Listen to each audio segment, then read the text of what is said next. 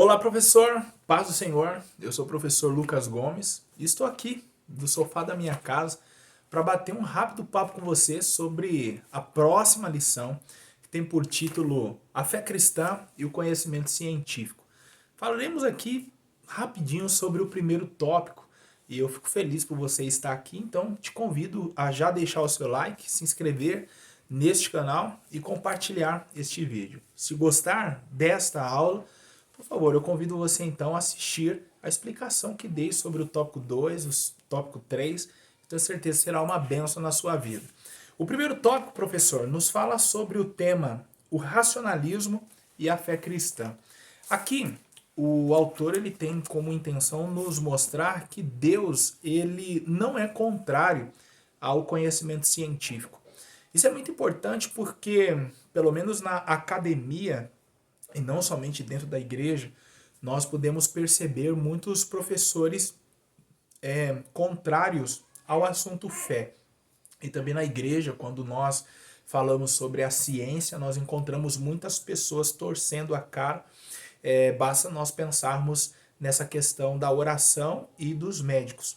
Nós sabemos sim que o nosso Senhor, ele cura, mas também nós sabemos que Deus ele deu conhecimento para os médicos. Ciência e fé não é como óleo e água que não pode se misturar. E o comentarista, então, no primeiro tópico aqui nos mostra que Deus ele não é contrário ao conhecimento científico. Logo na primeira parte deste tópico, nós podemos compreender um pouquinho mais sobre o que é o racionalismo.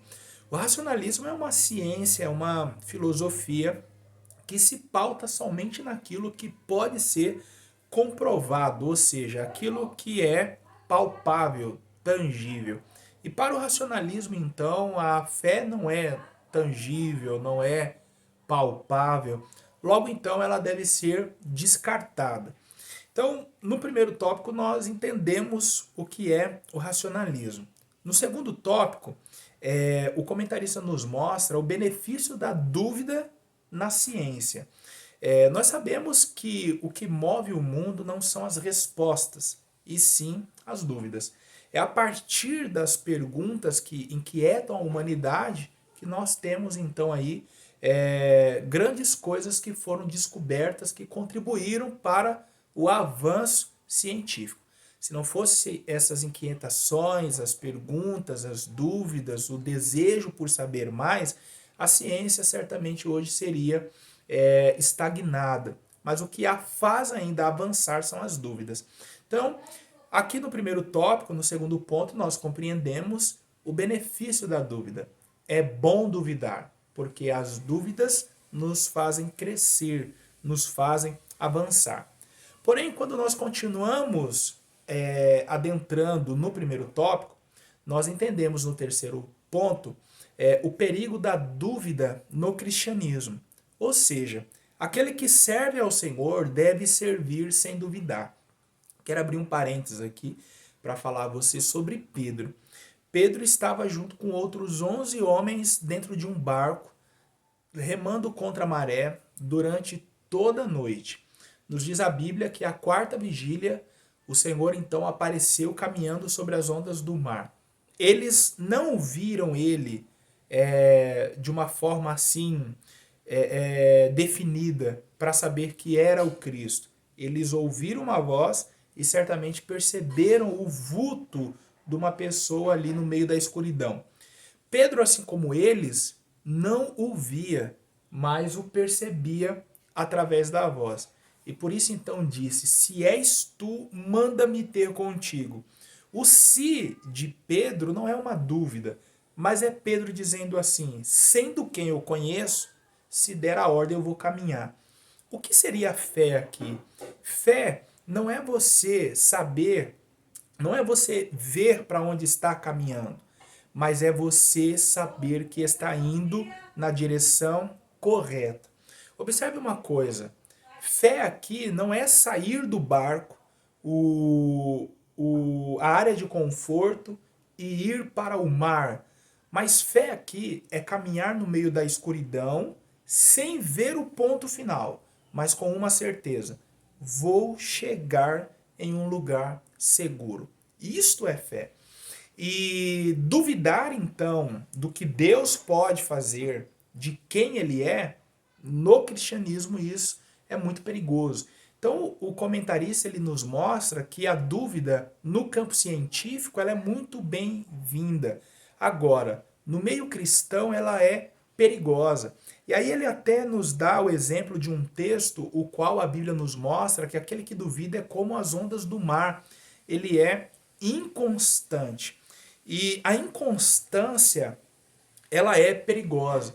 O Senhor ele nos chamou para ter uma fé firme e não vacilante. O que seria dos discípulos se eles tivessem duvidado e permanecido na dúvida quanto à ressurreição do Senhor?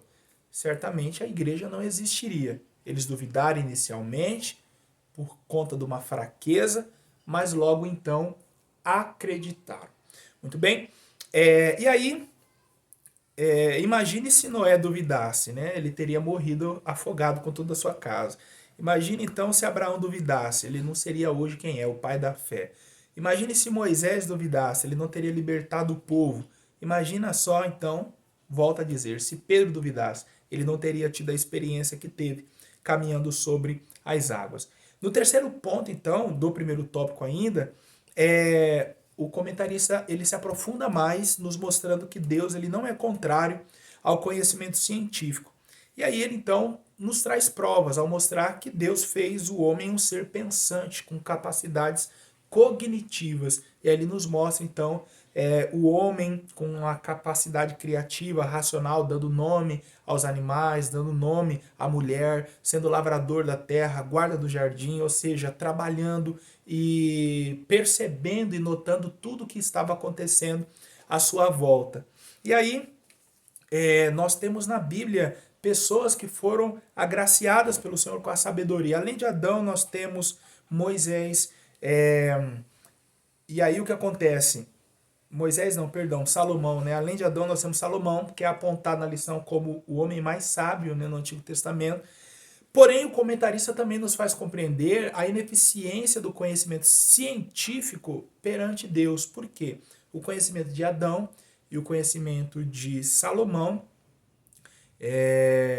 não os impediram de se aproximar, não os impediram de pecar contra Deus. E o que acontece? Eclesiastes é um livro que foi dedicado, escrito pelo próprio Salomão, para nos fazer então compreender que a nossa vida ela não pode ser pautada no conhecimento humano, porque o conhecimento humano nos traz somente cansaço, aflição de espírito e é uma vaidade, ou seja, é aquilo que passa. Então veja que Salomão, mesmo sendo sábio, quando ele orou ao Senhor, diante da sua oportunidade, ele pediu a Deus sabedoria. A sabedoria que ele estava pedindo não era a sabedoria que advém dos livros, mas é a sabedoria, como ele mesmo falou no livro de Provérbios, aquela que advém do temor do Senhor, do relacionamento com Deus. Ou seja, ele queria, neste relacionamento, ter a oportunidade de conhecer um pouco mais do Senhor. Então, professor, este primeiro tópico nos fala que Deus ele não é contrário ao conhecimento científico. Ele deu ao homem a capacidade criativa de raciocínio, todas as faculdades cognitivas o Senhor Deus deu ao homem. Aqui está uma prova que ele não é contrário ao conhecimento científico. Porém, mesmo a dúvida tendo seus benefícios no campo da ciência, no cristianismo ela é muito perigosa, pois não nos deixa avançar. Obrigado por você ter ficado comigo até aqui. Eu já convido você a assistir a aula do tópico 2 que dei e também a do tópico 3. Deixar o seu like aqui, compartilhar esse vídeo, não se esqueça de inscrever. Deus abençoe você, até o tópico 2 da aula de número 4.